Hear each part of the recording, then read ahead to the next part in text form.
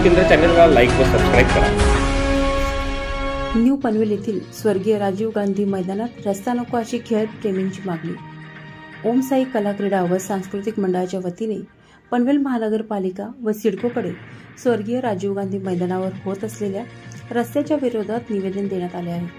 तसेच त्या मैदानावरील अनेक वर्षांपासून खेळाडूंना सावली देणाऱ्या झाडांची तोड होऊ नये यासाठी मागणी करण्यात आली आहे। या संदर्भात न्यू पनवेल येथील ओम साई कला क्रीडा व सांस्कृतिक मंडळ तसेच खेळप्रेमी सामाजिक राजकीय क्षेत्रातील मंडळी यांनी सदर नवीन होत असलेल्या रस्त्याच्या विरोधात तीव्र निषेध करीत संताप व्यक्त केला। त्या ठिकाणी आमचा गावातला स्थानिक किंवा लोकल पोरगा कोण जाईल आय एम डाऊटफुल, पण तो ग्राउंड एवढा हिरवागार केला, 8 ते 10 करोडचं बजेट आहे आणि इथे काही पैसे देत नाही। इथे आम्ही आमच्या खर्चाने आणण्यात येते जेसीबीने पहा, हा रस्ता जवळजवळ हा 45 फुटाचा तर 50 फुटाचा रस्ता इथे घेतलेला आहे। एवढा मोठा रस्ता चाललाय आणि या ठिकाणी आता आम्ही क्रिकेटचे पीच बनवले आहेत। हे कॉन्क्रीटचे पीच आम्ही 50-50 हजार रुपये खर्च केला आणि एवढे पीच बनवलेत। प्रत्येक ठिकाणी 5 ते 6 खेळपट्ट्या आहेत या ठिकाणी आणि क्रिकेटचे पीच बनवलेत। आता याचा खर्च तर कोण देत नाही, पैसे देत नाही आणि या ठिकाणी इथे करोडो रुपये उधळलेले आहेत। 8 ते 10 करोडचं बजेट आहे। इथे आमदार खासदारांनी येऊन इथं संपूर्ण इथं केलेले उद्घाटन आणि आज इथे कोण लक्ष देत नाही।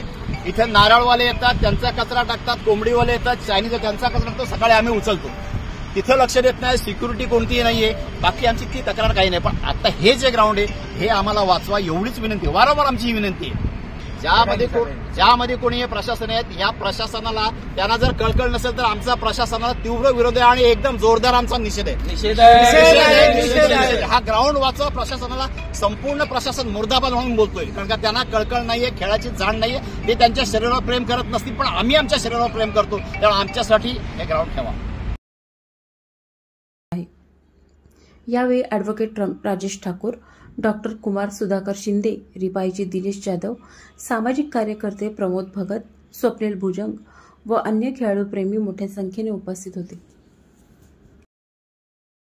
म्हणून आज खेळाच्या मैदानावर आपण सगळे खेळप्रेमी थांबलेले आहेत। काय एकंदरीत काय विषय आहे, काय प्रमुख आहे मागणी आपली?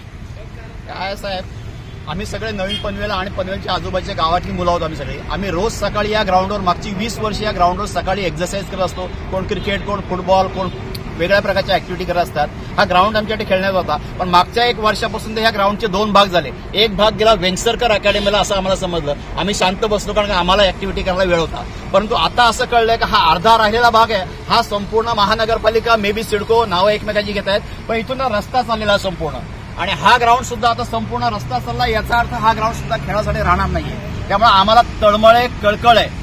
आज जर आम्हाला ग्राउंड खेळायला नाही मिळालं तर प्रत्येक वेळा सांगतात तुम्ही शरीरावर प्रेम करा, फिजिकल फिटनेस ठेवा।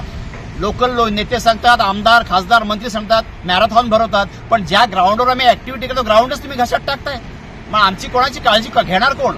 लोकप्रतिनिधी घेणार नाहीत, नगरसेवक घेणार नाहीत, सरपंच घेणार नाहीत, कोण घेणार नाहीत, म्हणून आम्हाला इथे गोळा व्हायला लागले। आम्ही संपूर्ण पाहायचा सिनियर माझ्याबरोबर 62 ते 65 वर्ष सिनियर आहेत, हे रोज असतात, हे यंगस्टर असतात, हे आम्ही दिनेश भाऊ, आम्ही प्रमोद, हे आमचे डॉक्टर कुमार शिंदे, हे आम्ही सगळेजण इथं असतो, पण आमचं कोण ऐकत नाही। इथं झाडं आहेत, त्याला झाडांची पण कटिंग होणार नाही, पण ना फॉरेस्टवाल्यांचं लक्ष आहे ना सिडकोचं लक्ष आहे, सगळ्यांनी आम्हाला वाऱ्यावर टाकलं। त्यामुळे आम्ही इथं आलोय आणि आम्ही थांबवायची विनंती करतोय। आम्ही तुम्ही रस्ते करा, विकास करा, पण आमचे ग्राउंड वाचवावं। एकंदरीत साहेब काय अधिकृत माहिती आहे, कुठे कुठे पत्रव्यवहार करण्यात आला?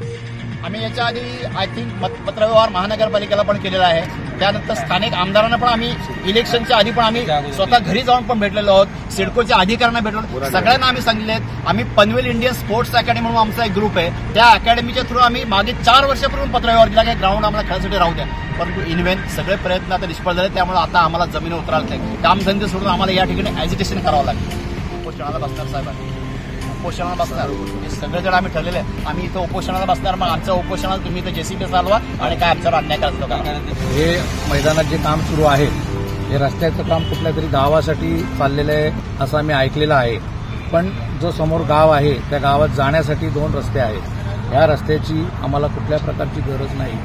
तर हा रस्ता क्रिकेटच्या मैदानातून चाललेला आहे आणि क्रिकेटचा मैदान हळूहळू छोटा होत चाललेला आहे, तर हा रस्ता इथं होऊ नये म्हणून आमचा तीव्र विरोध आहे। कारण त्याचं कारण आहे, तर हा रस्ता सुरू जर झाला तर इथं येणाऱ्या जाणाऱ्या महिला किंवा शाळेत जाणारी मुलं यांना ते क्रिकेट खेळताना बॉल फुटबॉल वगैरे लागतील, तर त्याची जिम्मेदारी कोण घेणार?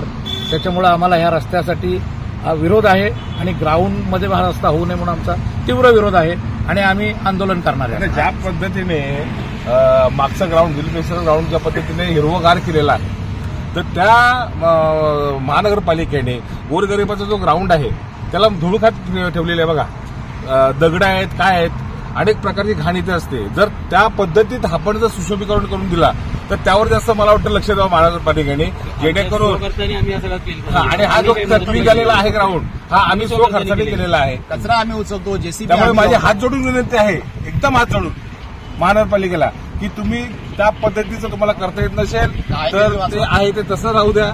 एवढं बोलतोय मी माझा.